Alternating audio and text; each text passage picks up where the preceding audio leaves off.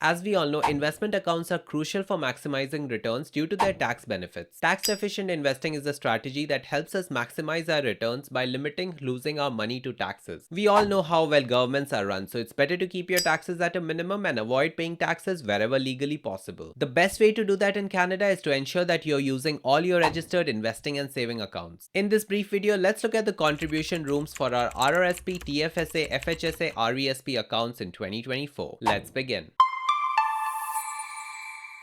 First up, we have our RRSP accounts. The Registered Retirement Savings Plan, or RRSP, is a tax-advantaged account available to all Canadians. The contributions made to your RRSP are tax-deductible and the income you earn within this account is tax-deferred until withdrawal. Basically, you get to grow your investments over the years until retirement without having to pay taxes. The RRSP limit for 2024 is calculated pretty much like before, sitting at 18% of your total annual income. However, this year the maximum allowed limit has increased. It is now at $31,560. The total limit for this year will also include any carried over unused contribution room from previous years. For newcomers in Canada who moved here in 2023 or those who did not work in 2023, your RRSP limit will be at zero. This is again because it's determined based on the previous year's income. Generally speaking, for new immigrants, once you start working and subsequently file your taxes, your RRSP limits start to become available. So if you start working in 2024, in 2025 you will have a RRSP room. Also remember, a lot of employers offer matching RRSP programs. These can significantly boost your funds and it's basically free money. So don't forget to make use of these. One more thing to remember is if you use plans such as DCPP, DPSP or RPP, they also count towards your RRSP contribution room. RRSP accounts are particularly useful for those in higher income brackets. When you use the contribution room strategically, you can reduce your taxes by a lot.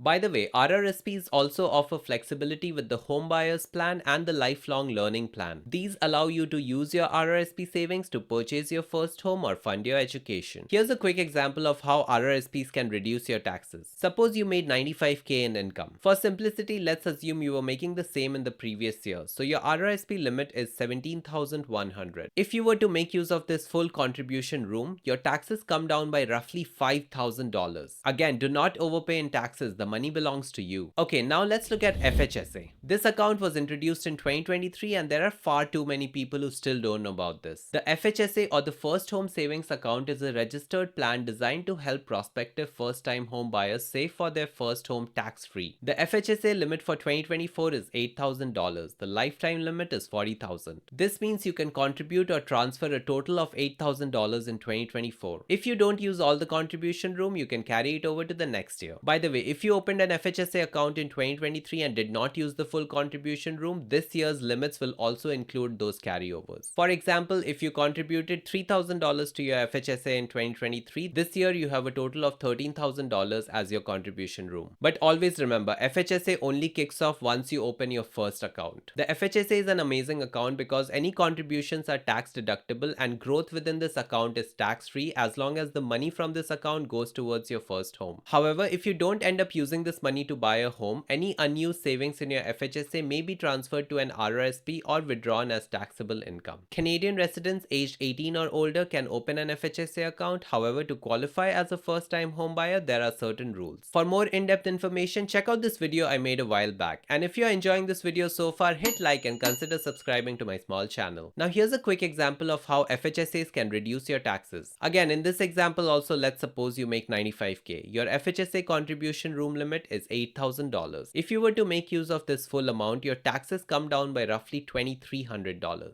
If we combine the example from before, together by making use of the RRSP and FHSA accounts, you can save over $7,000 in taxes. Again, try to not overpay in taxes. Next up, we have the TFSA. The Tax-Free Savings Account, or the TFSA, is a registered account designed to help us save money and make tax-free returns on our investments. TFSA limit for 2024 is $7,000. Yes, it's $500 more than the previous year. The total limit for this year will also include any carryovers or unused contribution room from previous years. Remember, the contributions made to the TFSA are not tax deductible and any money going into this account is from our after-tax income. While it doesn't decrease our income tax in the short term, it has huge impacts on the money we make in capital gains through investing and saving. TFSAs are great for both short and long-term financial goals. TFSAs are especially beneficial because you can withdraw your money whenever you need it. If you're an immigrant like me, your contribution room starts from the year you move to Canada. And it doesn't matter whether or not you open an account, the contribution room starts adding up from the year you move. This means that if you became a resident of Canada in 2023, your contribution room will be 6,500, the limit for 2023, plus the annual contribution room for 2024 totaling 13.5k. Another example, if you moved to Canada in 2019 like I did, your contribution room currently sits at a total of $37,500. By the way, TFSAs are a popular investing tool among newcomers. Stats show that 40% of newcomers who have been in Canada for 5 years or less have invested in TFSAs. So make sure you're also making use of this account. Finally, let's talk a bit about RESPs. The RESP, or the Registered Education Savings Plan, is a tax advantage savings plan designed to help save for a child's post-secondary education. The growth of the money in this investment account is also tax-free until your kid takes it out. This makes it an ideal tool to save taxes on capital gains while securing your child's future. For your contributions to the RESP, the government matches up to 20% as a grant. The total contribution you can do throughout your life is $50,000, but the government match is capped at a total of $7,200 with a match of $500